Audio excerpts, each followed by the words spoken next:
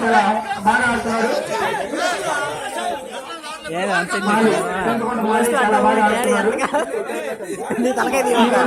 30 సంవత్సరాలు వయసున్నప్పటికీ మన ప్రభుత్వ సంబంధం లేకుండా చాలా ఓపిక ఆడుతూ కోనేరుపురం గ్రామ ప్రజల్ని కన్విన్స్ చేస్తున్నారు. ప్రస్తుతానికి చింతకొండ రవి రైడింగ్ వచ్చాడు. ఇతను కూడా చాలా మంచి ప్లేయర్.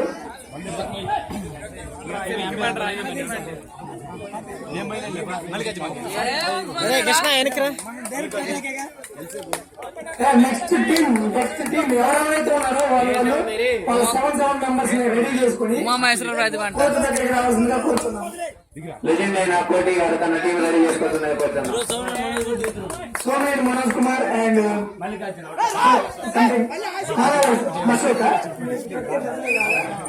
నెక్స్ట్ అయితే Madhav Ashok versus single hand ప్రతిమంటాయి. వాళ్ళిద్దరు మాత్రం దిగి వాళ్ళిద్దరు కల్లూరు చాలా చక్కగా ఆడుతున్నాడు. చాలా చక్కగా ఆడుతున్నాడు. ఇక్కడ ఈ రెండు టీం విషయానికి వస్తే మనం ఒక విషయం గమనించవచ్చు. ఒక టీం తరఫున కట్నే అంత నుంచి నడిపిస్తుంటే ఇంకొక టీం కట్నే వెనకాల నడిపిస్తున్నారు. అది మనం కొంచెం గమనించవచ్చు.